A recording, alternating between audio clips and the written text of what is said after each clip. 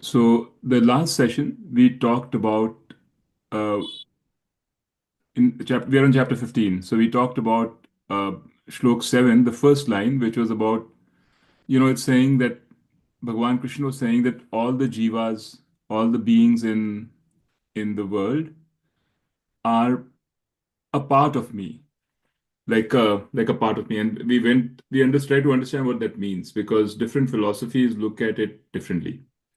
What does this actually mean? And we went through particularly Vishishta Advait and Advait. So in Vishishta Advait, they say that literally we are a part of Ishvara and collective, all of us collective become Ishvara. But we said that in Advait, which is, what we've been following, that is not the case. So the way that we look at it is to say that we are seemingly a part of Ishvara because Ishvara is Brahman. Sagun Brahman. And there can be no real parts of Brahman. Brahman doesn't have parts. So you can't have a part of Brahman. Similarly, Brahman doesn't modify, doesn't change. So it cannot be modified. You cannot modify Brahman to become a Jīva. So the only available avenue which accommodates all of these things is that the Jiva is an apparent distinct entity. This world itself is apparently distinct from Ishwar. It's an apparent existence. Doesn't mean that it doesn't exist. It's just that it's an apparent existence. It's actually uh, the uh, the substance there is Brahman. And we went through an example and we said there is one very good example for this. Otherwise, it would have been very difficult to understand. And that example is called the dream. In fact, Swami Dayanand used to call the dream, swapna, as the Achilles heel of duality, because it's the one place where literally this magic of duality breaks down, because you can see clearly how duality occurs from non-duality. So, and that's a very important thing because otherwise it's very difficult for anybody to understand non-duality. Till you have a real actual example or an illustration to fall back on. It's not a perfect illustration, but it's an illustration. And we said that yes, in a dream, my mind is the one that is dreaming, and I am as if transformed into the dream. It's as if me itself have entered my own dream, and when I'm in that dream, it seems like I've entered a world of multiplicity, of duality, where I see many different things. In my own dream, I can see Kiki, Mukta, Deepraj, Sanjay, all of these guys. I can see them, I can talk to them, I can share the reality with them. If I say in my dream, oh, that's a tree, or as Atul put it, the pine tree, they will also see the pine tree. And in my dream, if I get hit by a pine tree, I will actually feel the pain. Whereas there is no pine tree and there is no pain. Um, I mean, there is pain because I felt it, but that's the only. And and similarly, so all the things which we find are reasons to doubt non-duality in our real world, they also occur in the dream. Yet we know that that dream, there is actually no duality in present in the dream. There is no second thing. The only thing which is there in the dream is my mind, because it's my mind that's dreaming. Nobody else is involved in that dream, right? So, and nothing, and when you step away from the dream, which is the next morning, you look back and you'll see, yes, actually, all that was happening was I was asleep, and there was no change to me at all. It's not as if some new materials had been given to me to create a dream, and it's not as if I was transported somewhere else during the dream. I created time, space, the world around me. I created new living beings. I created everything. I created experiences. That's the main thing. Because you create an experience. You created experiences of pleasure, pain, fear. If you wanted to create an experience of a terror kind of experience, you'll create that. all in the dream by like a nightmare. But all that you can see that in as a waking person, you will see all nothing changed, yet I saw everything. So now you can create a parallel situation where we are. I'm here as an individual. Everybody else is here too. We are living in this world. It seems so true to us, so real that everything is separate. It's very clear to us. We don't ever doubt it. It's very clear to us that there are experiences, pleasure and pain. We have created an elaborate world. Laws are there in this world. Causation is there. Time is there. Space is there. Um, you know, ev all the things we can think of. Yet, Krishna Bhagwan, Vedant, they're all telling us that if you really think about it, if you really analyze this world, you'll find that this creation that you have created is not sustainable. It's not possible. And there are many reasons for it, and we can go into it at another time. But that is what you will find. However, the problem that sometimes happens, and that's actually what happened with Atul's email too, if you guys thought about it. We sort of, by listening to all this, we start thinking it's my mind that has created this world. And that is absolutely incorrect. That is not what Vedanta says. It's not that our mind is there and it creates the world. Our mind itself, which what we call our mind, is created just like the rest of the world is created. So to say that I, Dheeraj, this individual, created this world that I'm seeing is totally incorrect. It's not what Vedanta is saying. Look at the parallel in the dream. When I'm in my dream and I'm dreaming, or you're in your dream and dreaming, and you see everything around you, is it that little Mukta in the dream who's dreaming which created the dream? No, right? That little Mukta in the dream didn't create the dream. It's the bigger Mukta, which is now sleeping, in whose mind that little Mukta also exists. That's the one that created the dream. So there's a bigger mind, you can say, which exists, in whose mind this me and this you and everybody else exists today. It's that mind which has created the dream. And we can call it, for simplicity's sake, we can call that the mind of Ishvara. So there's an Ishvara which is common to everything else, because everything is created by that Ishvara. There is a dream, you can say, so to say, as if in that Ishvara's mind, and in that dream we are functioning. So that is the first thing. But Vedanta says one more fantastic thing after that. It says, just like in the dream, the you which is existing in the dream are no different from the you which is sleeping. At the end of the day, the you is the same. You entered into the dream, you've convinced yourself that you are not the Atul in the dream, or Dheeraj in the dream, or Kavita, Kiki in the dream, all that. You've said all that. But the you which is feeling is still you. You never, when you wake up after sleeping, you'll remember, oh, I felt afraid in the dream. It's not as if somebody else got afraid. You got afraid. You felt hungry in the dream. You felt happy in the dream. Those experiences are your experiences. It may be a dream experience, but it's a very real your experience. So that you is common between the waking state and the dream state. And that's what Vedanta is saying. That Ishvara which has created the dream, which is this world, is not different from the you. Just like the dream person forgets that he or she is not just a little dreamer dreaming in this world, he or she is not the little dreamer in this dream world. He or she is actually the one who has created this whole dream world. Similarly, Vedanta says that we are in this waking world that we call it. We think that Ishvara has created it. We are actually no different from that Ishvara. In essence, we are nothing but Ishvara. We are Ishvara. That is the big revelation of Vedanta. And that's what's called Advaita Vedanta. Advaita Vedanta because it says there is no difference between me, this person living in this world, and the Ishvara who has created the world. There is no difference. We are the same people. I just have forgotten my reality, my real nature I've forgotten. Okay, so we went through this last time.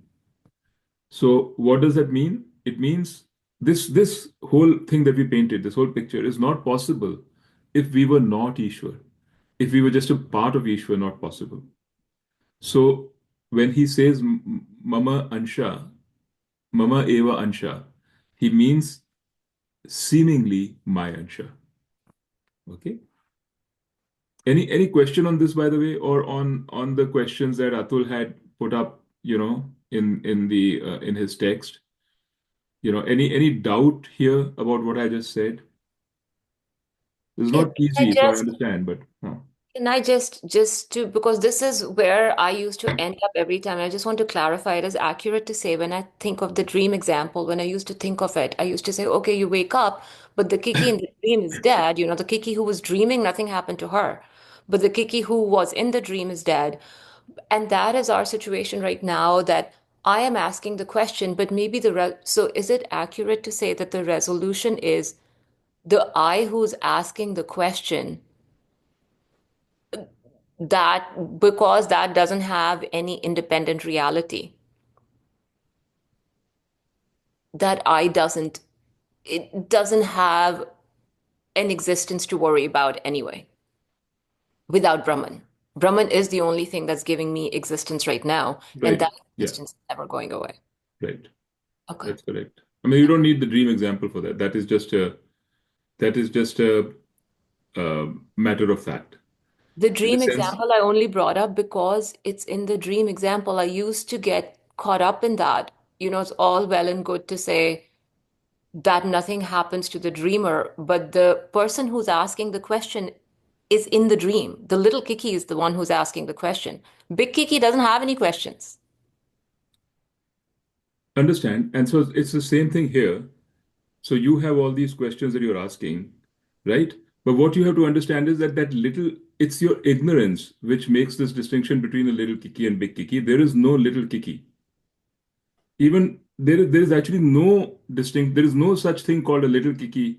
It's like the self. Deepraj, sometimes you remember Mahesh and all used to say the self with a small s and the self with a large s doesn't exist. This notion that there is a little Kiki is a notion born out of ignorance, does not exist. It exists in order to explain something which is, in our own mind. We created a model. Actually, there's only one Kiki. You have no reason to believe that there are two Kikis.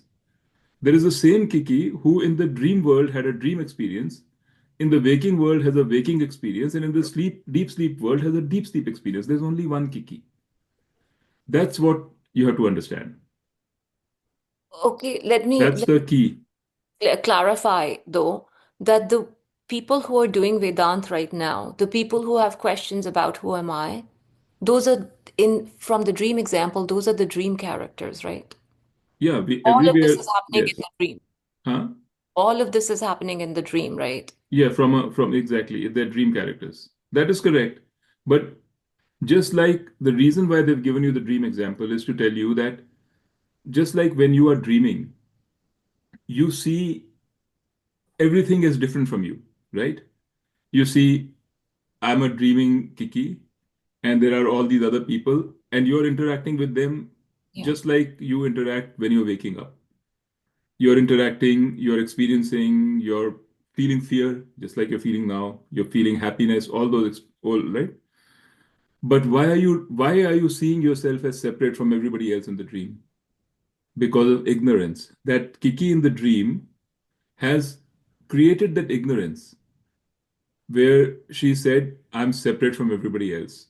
Why? Because that Kiki, that actual Kiki, just one Kiki, there's only one Kiki, needs an experience, needs to live out an experience. Why do we dream? We dream because we've had some issues and we've had some experiences in this world which are still unresolved. We still have to live them out. We still have to kind of go through the experience so that we can come to terms with it. And in order to live out that experience, we dream. Mm. It's the same, just like, if you have to remember something, let's say you're learning Vedant, you still got some things which you want to go over. Mm. So you'll sit back in your world, in waking world, you'll think about all the thing. In your mind, you're going through the teachings that you heard. You're going through the experience again because that has to be solidified in your head.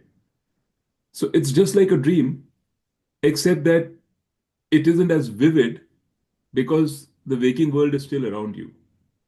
So that whole experience, you're recalling all your thoughts, you're living out your thoughts. That's how you live things out. That's how you recollect. In a dream, what happens is you're doing the same thing, but it becomes very vivid because the world has been blocked out. So all you've got, it's not a dream world superimposed on a waking world. In imagination, you're thinking and it's superimposed on the waking world. Mm. That is just that only thought. And therefore it becomes so real, Mm. right? The same thing is happening when we are awake. The reason why everything is so real is because that's our only thought. Mhm. That's the only thing which we are going through. So Right. it's very real. Right. Um, but the reason why this dream example is important is because now when I tell you all this, you understand that yes, I had no reason to worry in my dream because I am the same Kiki who is awake and lying in my bed dreaming. Nothing, all the experiences of the dream are not really happening to that Kiki. But so if somehow there was a dream guru, if I could come in your dream and tell you this, and you believed me, and I read out the Gita passages to you in your dream, and you started believing me, you'd feel less afraid. The fear will go away. You'll realize this is just a dream. And that also sometimes happens. It's called what kind of a dream? Carol used to tell us about it. It's, oh man, I'm forgetting the name. Lucid dream, I Lucid think. dream. Yeah, it's called a lucid dream, where you know that you're dreaming and you are creating your reality of the dream as you're going by. That also happens, right? So it's that is what you will become like when you know when there is gyan, then you become like a lucid dreamer in this world. You don't. There's a detachment. You're having your experiences, but there's a detachment. But so that's how Vedanta is now telling you that you are having this experience as an individual, but you're not really an individual. There is a universal mind in which all this is happening. And that universal mind is also your mind. Meaning it's the same. It's the universal mind which has got ignorance on itself and has started dreaming. That's Vedanta's claim, which you have to think through and figure out, does it work, because this is not easy to understand, and you'll go through all different misdirections. Like for the longest time we've had this misdirection that when they say that world is apparent, that means I have a mind, it's apparent in my mind, right? It takes a long time for these misdirections to go. That's why you got to do shravanam and mananam very carefully in the presence of a teacher.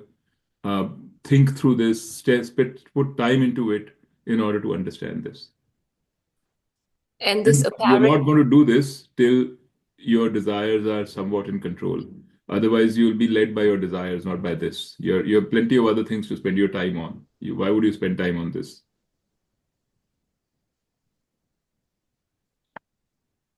sorry, just one last Right, clarification. right. Yeah, And it's okay. this apparent person that I think I am, this ego is there for the purposes of just there as an appropriator of these experiences, seemingly, and that is how, right, the person that I think I am, the Kiki that I think I am, is another experience that has been created for the purpose of appropriating all the other experiences. Yeah, but see, the problem is the way you're still thinking in that way, where you're trying to explain something which you think is real, and you're trying to explain something which is real through all these means. There is No, nothing called the ego. When you say this Kiki that I think I am, what does it mean? Who is the I that's thinking that this Kiki is the think I am? Yeah. So you're not thinking, and it will come hopefully, in time. But you have to stop. If you have to think through this Maranam properly, you have to stop explaining the the presence or the like this. You got to understand that this ego that you're talking about is just uh, an appearance. It's not there. The only thing which is actually there is you. Who has to understand? Your mind has to understand this. But the mind is also there Yeah. as So much. that is what I'm saying. So then if you're going to go through this loop, then there is no answer. You'll never kind of you're just getting caught up in the loop of duality and trying to explain non-duality and duality from the viewpoint of duality, Yeah. I'll right? think of it some more. Okay, thanks. No, I'm just saying that is what happens. But you have to get the spirit of what this is trying to say first. First, you have to say, okay, let me realize, is it true that there is a me? Is there actually a me? Get a sense of the me. Then you can address all these questions from that standpoint of the me. Anyway, it will happen. I mean, I'm sure it probably happened already. Sometimes the words are a problem. We try to express it and we don't know how to explain things or how to express things.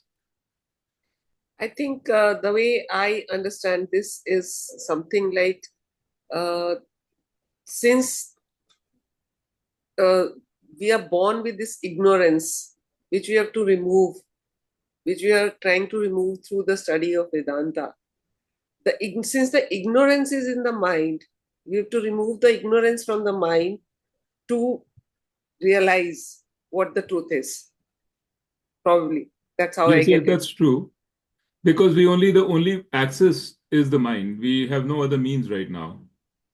So basically, the way I look at it, or what helps me is to understand that there is a vritti. Vritti is what is happening, which brings knowledge. So everything I see, everything I hear, everything is basically happening through the vritti. And you can think about it and say that vritti is in the mind. And that's where you can get totally confused. Because then what you imagine is that there is a mind, and that mind exists, and then these are these vrittis which are happening in the mind, and then you're trying to explain everything. What you have to understand is that there is no mind. The mind also is a vritti. It's as real as the things that you perceive. So then who is this vritti? So there's a vritti called the mind, there's a vritti called the world, there's a vritti called the ego, there's a vritti called the small me, which you can also call the ego. All these are vrittis. So at some stage, you just have to step back from all this and say, as long as I'm getting caught up in all these, explaining one vritti from the other and all that, I'm just going to be caught up. So, so that's one way to address this or to think about this. That's very helpful, actually. I hope so. What you just laid out is very, I think, yeah, that's the thing. Last class also we stressed the same thing, that the mind is as much a vritti as whatever vrittis we think that the mind is capturing. Okay, so let's move on. Deepra, you're okay with everything so far? By and large? Okay, all right. So now I'm going to share the next shlok with you guys.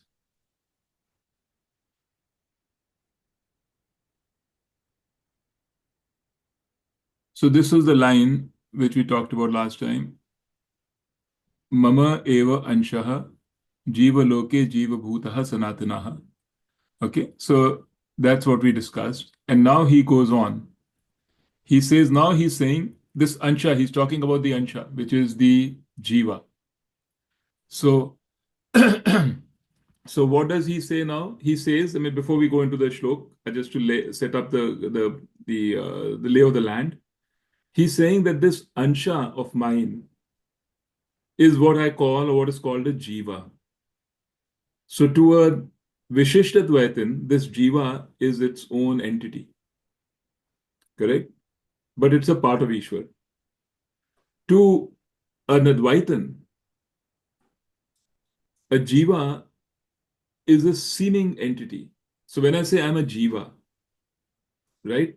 I'm a Jīva meaning I have physical body, a subtle body, right? And then I have my causal body, and I have an Atma. All this I think is mine. And I think my Atma is different from your Atma and everybody else's Atma and Sanjay's Atma. They're all different. Just because your body and subtle body are also different. So physical body, subtle body, everything is different. We see the differences. So that is called a Jīva. So a Jīva actually, to be technically correct in Vedanta, a Jīva is the combination of the subtle body and the Atma. Subtle body, causal body, and the Atma. And it's this Jīva which travels after death and takes on one physical body, then it takes on a next physical body. So the combination, the composite called the subtle body and the Atma along with the causal body, this composite is called the Jīva. So when I say I'm a Jīva, I'm not referring to my physical body. That's not the Jīva. Because we also say Jīva never dies. That's what Vedanta says. Jīva doesn't die. When death occurs, the only thing that dies is the physical body. So what you're doing with death is the physical body is given up by the Jīva, and the Jīva takes on the next physical body. So what is it that takes on the physical body? Everything else, and that's the Jīva. Everything other than the physical body, and that's the subtle body, causal body, Karana Sharira, Sukshma Sharira, Karana Sharira, subtle and causal body, and the Atma. Now, there are various theories in Vedanta to explain why we feel my Atma is different than other Atmas. And we say that my Atma is actually is a reflected consciousness. Just like you can have reflection of sunlight on pots of water, right? So all of those theories are given to sort of explain to a beginner why your Atma is separate or why your Atma feels separate, but actually there's only one Atma. But this feeling that I have my own Atma, that every Jiva has his own Atma, this in Advaita Vedanta is an apparent feeling.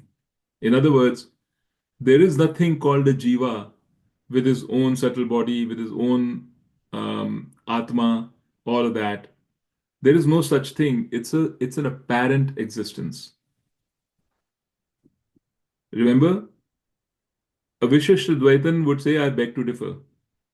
Because the Vishishta Dvaitan would say, no, there is a separate Jiva. My Atma is separate. And that is me. And my physical body and subtle body, they're all different. And all the Atmas combined together, your Atma, my Atma, his Atma, her Atma, all the Atmas in the universe, if you combine them together, they become a Paramatma. They become equal to Ishvara. Right? That's what you would have got from the previous line if you had not understood it. Because what does Bhagavan Krishna say here? The Paramatma is saying, Bhagavan Krishna is the Paramatma, right? Ishvara. He's saying, Mama eva anshaha. That means Bhagavan Krishna is saying, my ansha only is this Jiva. Jiva loke, Jiva bhuta, sanatana. All this Jiva which you say is sanatana, meaning eternal, doesn't die. In the Jiva lok, all these Jivas, they are just my ansha. Right? But what did we learn? We learned that that's not the case. Advaita Vedanta tells you that that is not the case. It's an apparent difference. So we think that we are a Jiva, which is separate from Ishvara. We think so. That we have a subtle body, that we have a Atma, which is separate from Ishvara. This is what we think, but we are not actually so. In reality, there is only one thing called Ishvara, and everything else is an apparent existence, just like a dream.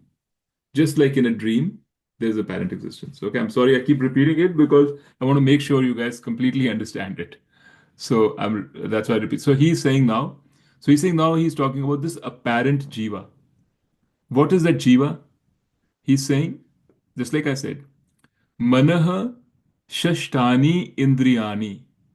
So Manaha is the mind. Shashtani Indriyani, meaning there are 5 Indriyas. Shashtani means 6. So there are 5 Indriyas and 1 mind.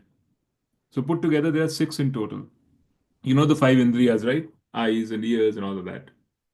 So 5 indriyas and the man all put together. Prakriti sthani karshati.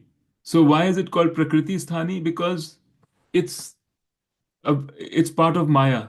It's available in the Prakriti, the Maya. So they are all in Maya. Karshati means I attract to myself. And then he continues in the next. This is one, it's one sentence. This whole thing is one sentence, okay? So, and then he says, Shariram yad avapnoti yat cha api utkramati Ishvaraha. And grahit, I'll go one by one. So, when I change my sharir to a new sharir, avapnuti, meaning I've obtained a new sharir. When I've obtained, yad means when. So when I obtained a new sharir, yatcha api utkramati Ishvara. So it's the Ishvaraha. Ishvaraha means here Ishvara doesn't mean the Ishvara that we've been talking about. Ishvara means the Lord of me. Ishvara actually literally means the Lord.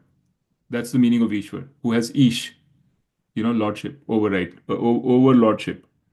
So here by Ishvara he is referring to the Jīva. This Jīva, he utkramati, means he gives up, he departs. So, along with the mana, shashtani, indriyani, all that, he karshati means he draws to himself. So, the jiva draws all the indriyas to himself and leaves the body and gets a new body. He is describing this state. So, when avapnoti, yadava, when he gets a new body, then the jiva leaves this. And then he says, grahitva etani samyati vayuhu gandhani vayuhi gandhan iva vayuhu gandhan iva ashayat. So this means he's saying when the jiva is leaving the body, he grabs all these indriyani and mana and everything, just like vayu, wind. It grabs the essence of the scent of the flower when it leaves the flower. So it's a very beautiful allegory. So just like the when you're in a nice park with lots of flowers blooming and the wind blows, you can smell the fragrance of the flowers in the wind, right? You don't see it, you smell it. The essence of the flower's fragrance has been grabbed, so to say, by the wind and brought to you for you to smell. So just like that wind grabs the essence when it leaves the flower, it blows over the flower, it's leaving it, it's grabbed the essence of the scent or the perfume of the flower. Similarly, our jiva, this subtle body atma combination, the jiva, the apparent jiva, it grabs the essence of our indriyas, of our mind. It grabs the essence and departs with it. So that when it reaches into a new body, when it gets into a new body, the same indriya and the mind and everything is reinstated in the new body. So this is a very nice way or a very pretty way of saying how, in Vedanta, there's a lot of description about all this. But in Gita, he's condensed it and said it very nicely in chapter 15. He's detailed this and much more in chapter 8, if you remember. He talked about in a bigger way, which are the different routes they follow when you leave the body and so on. But here he is kind of given an overview. So that's what he's saying here, that this jiva, this apparent jiva, at the time of death, leaves the body, gets into a new body, and carries with it the subtle body, the mind, the senses, and everything. And then he's also saying what I just said, which is Shrotram Chakshuhu Sparshanam. So Shrotram means the ear. Chakshuhu is the eye. Sparshanam is the skin, the sense of touch. Cha and Rasanam. Granam. Eva cha. Adhishthaya, meaning presiding over. Manascha I am. Vishya Vishyan upasevate. Vishyan, matlab the objects of the world, upasevate, experiences. So, in other words, he's saying, let me just read out the English translation here. Presiding over the ear, the eye, the sense of touch, taste, and smell, and the mind, this Jiva experiences the sense objects. Vishyan are the sense objects, things to experience. Upasevate means experiences. He experiences. What experiences? Jiva, that they were talking about here in the previous one. So, so to combine all of them together from here down to here and make it like one sentence, really, which is what it is. What it's saying is, at the time of death, the Jiva, what is the Jiva? The Jiva is this part of me, seeming part of me, which is described above, that leaves the body, carrying with it the mind and the sense organs, and enters a new body. He carries these just like the wind carries the fragrance. He enters the new body, presides over that new body, and experiences the world with all these senses, Shotram, which it has carried with it, and experiences it for its next janam. So this is the essence of what it's trying to say. Nothing new here because you guys all know this, but he's repeating it. And he's saying it in a slightly prettier language. So he's describing what the Jiva does. So here he had said, Mama Vansha is, he first introduced the Jiva as my Ansha, right? Then he says, this my Ansha, he presides over the sense organs and goes from body to body to get various experiences over time using these sense organs.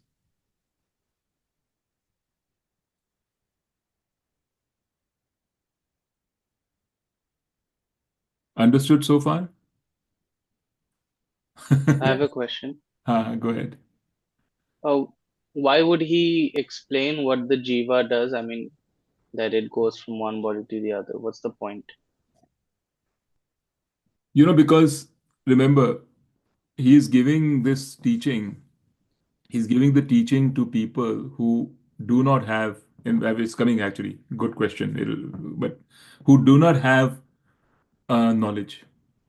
He's talking to Arjun, meaning he's talking to us, all of us, who think that this world is just as I see it, that all these things are real, that when I'm going to kill somebody, I'm killing that person. So he's saying, I'm going to kill you, I'll have to kill Duryodhana, I'll have to kill Bhishma, right? Or that when I die, I'm gone. Most people, all of us actually, we see this world full of separate objects which exist in their own right, and when they're gone, they cease to exist. That's how we see the world. So to this person, he has to explain that actually that is not the case. That there is what you are seeing is an apparent existence.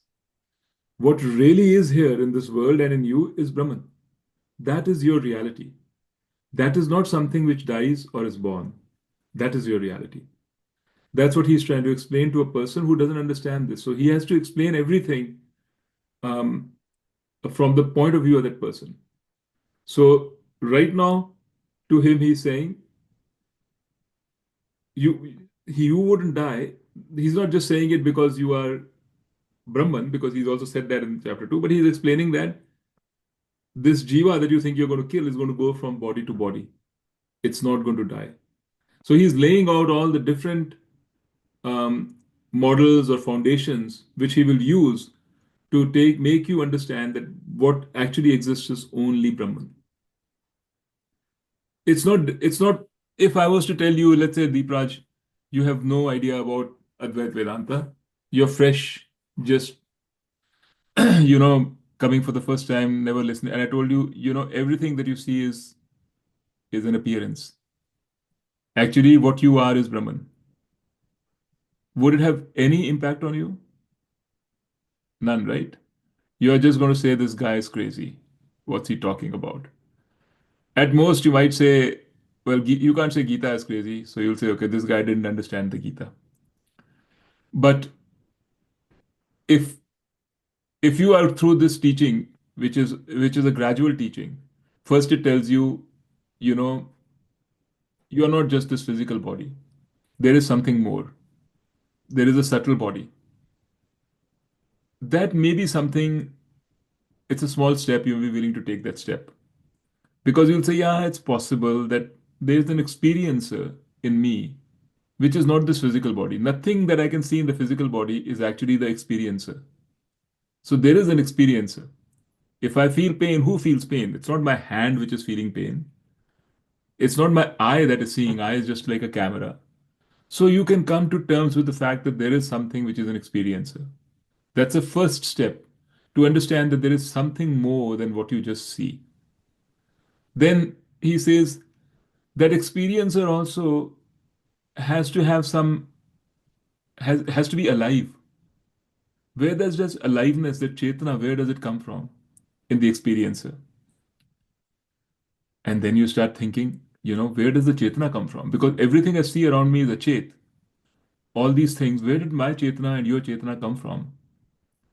And then he starts telling you that that chetana which has come to the experiencer, which you call the subtle body, that chetana is not something which has to be produced, because it can't be produced. You cannot combine matter and produce chetana. He tells you that chetana exists. You know that chetana is there. There is no doubt about it. You probably never thought about it. If you think about it, you might say that chetana has been produced by me somehow in my brain. But what he's telling you is that chetana is not something that can be produced. Chetana is something which has always been and will always be. In fact, chetana is what is real. And everything else you think is real, which produces the chetana, is unreal and is produced by the chetana. Right? Then you're going step by step. Then he will tell you that the chetana is nothing but you. You think that you're this body, you're this, you're that, you're that. Then you think you're the experiencer. Then you think you're something else. He says, none of that. You are just the chetana. And then you ask him, well, what is chetana? Can't be described. Because the moment you start describing it and say chetana is this, then you'll say, okay, so chetana is this. That means if you call it something this, then it's not this. The opposite of it. Not true. You can't define it. You can't describe it. So Buddhism will say it's shunya. Right? But shunya is also not correct. Because if it's shunya, that means it's nothing. That means anything that you think is a thing is not chetana. That is also wrong. Then Vedant will say it is Sat Chit Ananda. So you're saying if everything is only the Sat is chetana, then Asat is not chetana? No, even Asat is chetana. Then you say Chit. Then you say, okay, the Achit is not chetana. No, it is also chetana. So these are all lakshanas. These are all trying to point you to understand this. And I can't explain this to you. As they say, I can take the horse to the water, but the horse has to drink himself. So all Vedanta is doing is pointing out all these things one by one. And what it's doing is every time you come back and say, oh, this is what it is, it'll tell you, no, that is not true. Every time Kiki, Mukta, anybody else comes with an explanation, right? It seems right for a while. But then after some time, that doesn't work. It doesn't work. That's all Vedanta can do. It can abolish everything that you're coming up with to describe it. Because then one day you'll just get it. You know what? It's not a thing. Why am I trying to find it? Why am I trying to make it into a thing? Why am I trying to give it words and meanings and elaborate sentences and, make it a structure? And why am I doing all that? I'm fooling myself. That is called Gyan. Okay? And that is called moksha. That understanding, if it's true understanding, if you really truly understand it, and then you can assimilate it because it has a huge behavioral impact. When you understand that you are Chetana and not this body and mind, it removes fear. So Brihadaranyaka Upanishad makes this very clear statement. It says the difference between a Jnani and a non-Jnani is the presence of fear. That fear is what makes you a is the indicator of ignorance. And a complete absence of fear is the indicator of jnana. Right? Now you can say there are many other emotions also you can dump into this, but okay, he's just taken fear because it's very easy to relate to. We all have it. Anyway, I think you had a simple question and I went into a long-winded answer. But there's a process to how Vedanta takes you from where you are right now to where it wants to take you. And the beauty of Vedanta, which is different of Vedanta from many other, there are many other philosophies also, or many other traditions which say the same thing, like Zen Buddhism and all of these things. They're all the same thing. The the difference is that Vedanta is a very structured way of taking you there, step by step, structured, methodical, right? Um, the others have a little bit more esoteric, more mystical sort of approach to it.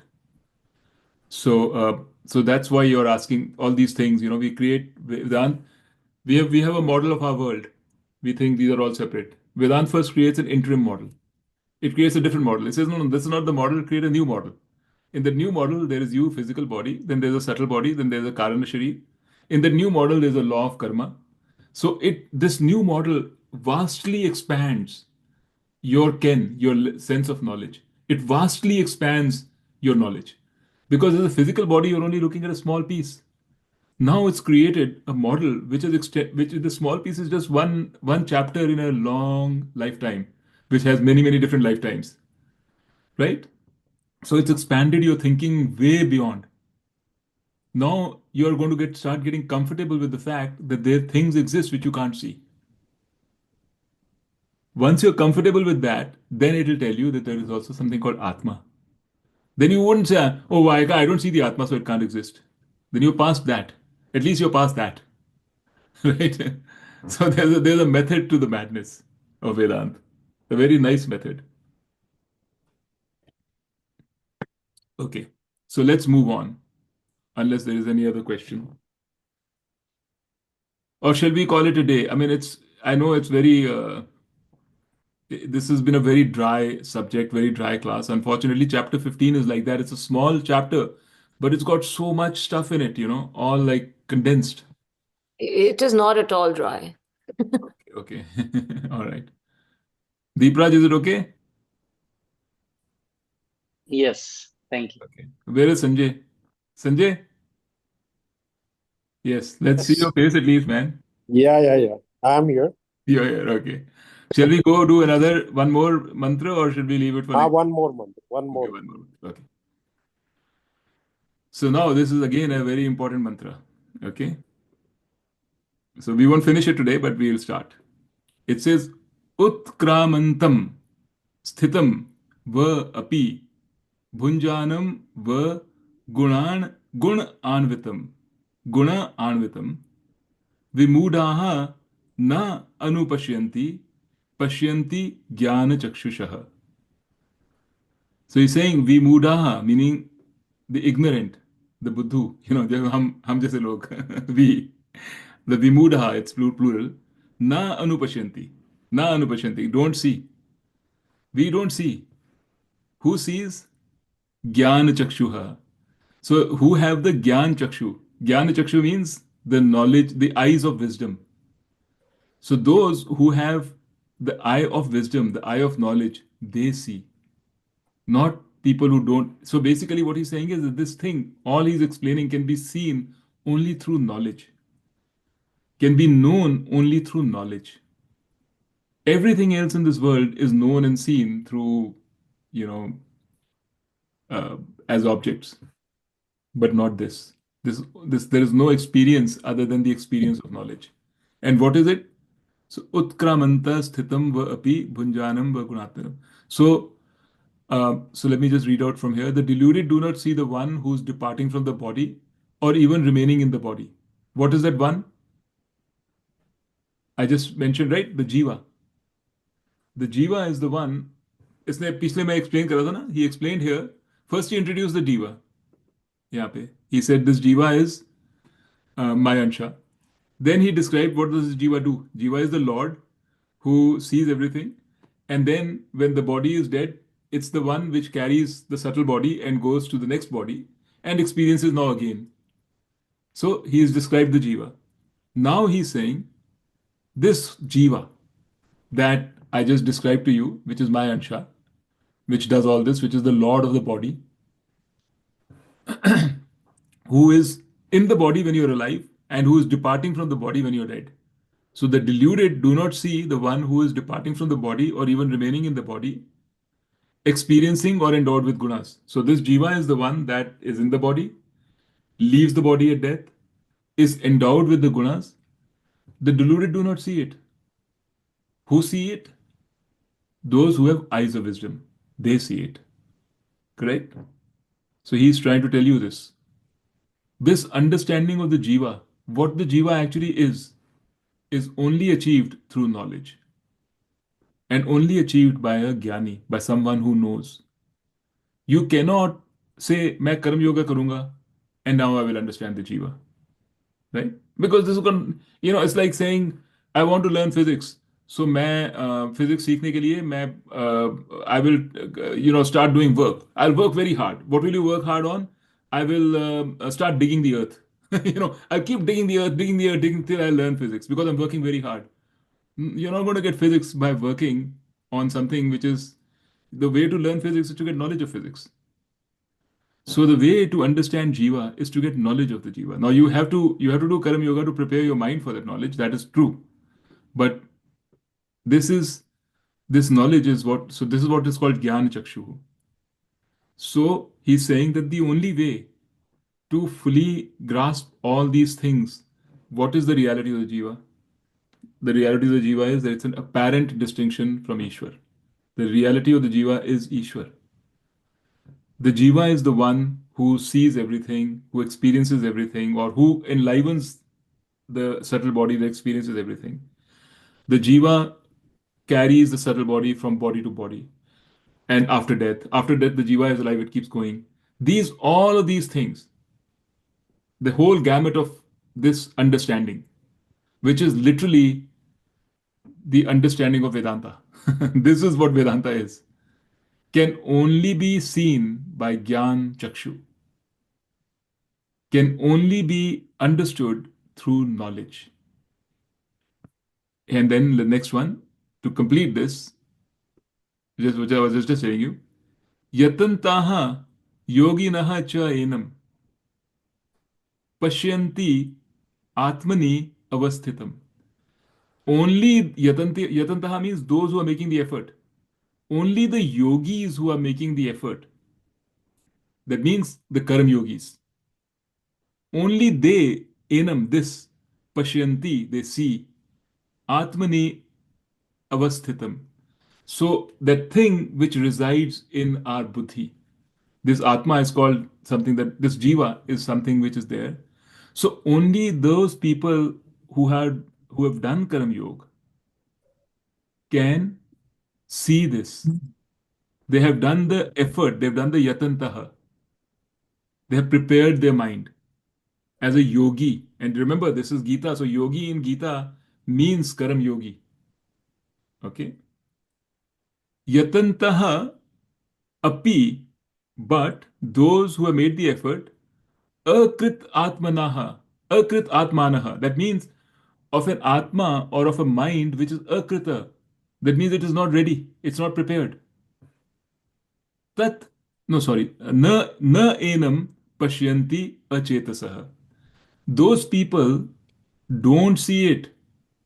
They are achetas. Achetasa here means they don't have the discrimination. So he's saying that, so this whole passage is beautiful. I mean, now that you go back from number 7, 8, 9, 10, 11, right? He's making one statement, one after the other, building on it. And he has said what he needs to say. It's almost the gist of Vedanta that he said it here. So what he's saying is that you need to have a prepared, first of all, he's saying, he described what it is. What is Jīva? What is Atma? What is the relationship between Jīva and Atma, Mama, Eva, Ansha, all of that. Then he said that this is the Jīva which goes from body to body, using the subtle everything. Then he says this can only be seen, this can only be understood through knowledge. But then he says, not this can only be understood by knowledge, but only by those who made the effort through Karam Yoga. Only they will get this knowledge. Not anybody because our minds are not ready for it. We won't have the ability to think through, we won't have the attention to pay to it. We'll be busy doing other things. We have other desires. We won't have there are many reasons why, which we won't go into right now, but you will not be able to get that without Karam Yoga. And then he says you have to make the effort, but not just anybody making the effort. It has to be a Chetasa mind which is making the effort. That means the effort has to be accompanied with discrimination, with discrimination, with those kya kehte hain, viveka, vairagya, all of those things, with discipline. So he has described everything to you in these 5 verses. Okay, and this is the heart of Vedanta. So you have to get your mind prepared through discrimination, through viveka, that is discrimination, through vairagyam, detachment, through the Shat Sampatti, through mumukshutva. You have to get your mind ready. Then you have to make the effort, be a Karam Yogi, and that the two go hand in hand. The Karam Yogi and getting this effort, getting these mind ready, go hand in hand. When both these things are present, that means you've made the effort and these qualities are there in your mind, then this knowledge, through knowledge, you will understand it. Then this knowledge will work. So Swami Dayanand describes it as a Vedant Pramana. This knowledge is a vritti. It's a praman. Just like vritti का purpose क्या होता है? To give you knowledge. That's the purpose of vritti. आंखों से जो हमको दिखता है, vritti आती है मन में, जहाँ पे भी आती है आत्मा में, that vritti gives you knowledge. You can see, okay, you make out that. So vritti gives you knowledge. That's the purpose. There is another vritti. It's called the Akhandakar vritti, which is a Vedanta vritti, which says everything is Brahman. That vritti should also give you the knowledge that everything is Brahman. But it doesn't until your mind is ready for that knowledge. That's what it's trying to say. But it's also saying that you can't get that knowledge by just readying your mind. You need Gyan Chakshu. That means you do need the knowledge, you do need the vritti, but on a ready mind. Okay? This is like, I myself am tired now. I'm talking so much. So we will take this up next time, unless you have any questions. Because this is like, I'm so sorry to subject you to all this. Like barrage. Mm. So any other questions? Anything else? Let's just chat if you guys want to, amongst yourself also if you want. So all these verses that you've said in Gita are the essence of Vedanta. Would a Vishish Advaita or would a Sankhya read these same verses and say, oh, this is the essence of Sankhya? Yeah, absolutely. They will, not the same verses, but a group of verses. But they will, because this is the beauty of Gita. Gita caters to all and everyone. In fact, actually, there is a line, I forget which chapter it was, where Krishna Bhagavan says this also. He says, whichever philosophy you follow, it doesn't matter. All roads lead to me. He says, all roads lead to Rome. A good doesn't matter. You can follow any philosophy you want. And he gives the various descriptions. In fact, Manduka Upanishad में और भी ज़्यादा दिया है, Mandukya में. They have given specifically, they've gone into specific religions or specific aspects, specific sects. It doesn't matter. Follow any philosophy, all roads lead to me. And when you understand this, slowly as you start understanding this, you will realize that is true. Because every philosophy emphasizes different thing, which is important at a particular stage. Like the way Vedanta looks at it is, Advaita Vedanta is that Advaita Vedanta is not suitable for the vast majority of seekers, much less vast majority of people. So there is a vast majority, there's a lot of people. Usme se there's a small minor percentage who are seekers, who are saying, okay, let me look beyond the material of this world, material things that I'm seeking. वो seekers में से there is a very small percentage which will be drawn towards Advaita Vedanta, and उसमें से there will be a very small percentage which will ever understand Advaita Vedanta. So you can't just say, okay, I'm going to solve the problems of this world with Advaita Vedanta. Because of the world, the world will not even listen. So there are a whole bunch of other things which draw you slowly towards Advaita Vedanta. It's a ladder. So, like, I mean, I'm not doing a lot of Gita classes and will be doing more. And a lot of people are new, they're young, and their problem in life is what happens after death or what should I do right now. Ab, this knowledge that you are Brahman is not going to solve their problem. And you know they will not reach this knowledge even till their problem is solved.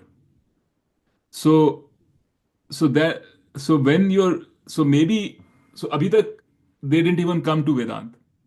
They were only grappling with it in their own life, right? They got ready enough to come to Vedant, but they are Manda Adhikaris for Advait Vedant or Madhyam Adhikaris. They are not Uttam Adhikaris. So, as a Manda Adhikari or a Madhyam Adhikari, Vedant says, okay, let's just forget about Brahman right now. Let's think about Atma or Brahman as a part of as something in you. You are the Jīva. Let's focus on your issues. So, what happens after death? So, I will tell you what happens after death. You know, you subtle body goes to the next body, blah blah blah blah blah. Now that gives them some comfort. That gives them some knowledge. It starts addressing their issue. Then there are others that I come across who say, I want to know what should I do right now? What's the right thing to do? What does Krishna Bhagavan say is the dharmic thing to do? Right? And then they are very much into Karma Yoga. So you tell them no. But Bhagavan Krishna says, don't do things for selfish reasons. Don't do things for, you know, to gain material benefit. Why? Because you've already done that and you've seen the result. You've been doing it all your life. Now try something different. Do something not for material benefit, but for the benefit of antakarna shuddhi, for your own readiness. Do it for that reason and see what happens. And then they slowly start doing it for that reason. It addresses their issue. And they find that, yes, even if I'm not, everything is not done with the intention of gaining something materially, I'm still actually perfectly fine. Actually, I'm happier. My tension and stress has gone down as a result. So then you start building more and more on the Karam Yoga. So starting from the first one, which is more bhakti, where मैंने आपको बताया था, then to this Karam Yoga. Then when the person has enough shuddhi in the mind, the person doesn't have so much turbulence in the mind because of Karam Yoga. The person has more steadiness. The person is ready to believe that my happiness can actually come from within me. Because Karma Yoga tells you, don't look for your happiness through other objects. When the person is ready to believe all that, that's a prepared mind. That kind of a mind is this mind. Yatantaha yoginaha cha enam pashyanti atmani avastitam. This mind is now, this person is ready for knowledge. To this person, when Krishna Bhagwan says all this, or when a guru says all this, Mama eva ansha jiva loke jiva bhuta sanatana. When he says this, that person will have got the Gyan Chakshu and will understand this and will understand the nature of reality. And that person is ready for Advait Vedanta. That's how, that's one theory. You know? That's the Advait Vedantan theory. I mean, I happen to like it because it works for me, but may not work for a Vishisht Advaitan. Okay.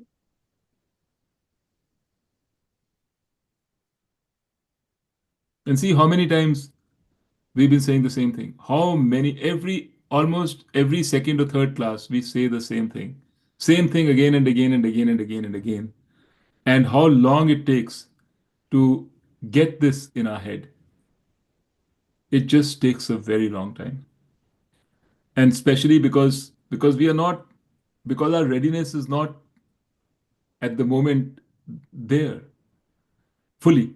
It's there to an extent. We still have so many other pursuits that we follow. So our mind is split. Our objectives are split. We have so many things to do. So all we do is maybe we spend 1 hour here and then maybe listen to a few things here and there. think in between. But it takes a long time for us to kind of, I mean, that's just what I was saying. Takes a while. But the good thing is that you're all doing the Karma Yoga. That's the important thing. I think of Sanjay when I think of Karma Yoga, and whenever how you describe it and what you do, that's great. I mean, Carol used to say this. She used to tell me, she said, if there's one thing you need to do, just focus on Antakarna Shuddhi. The rest of it will come. Because that is very much, it will happen. It is very true, regardless of what philosophy or whatever else you follow.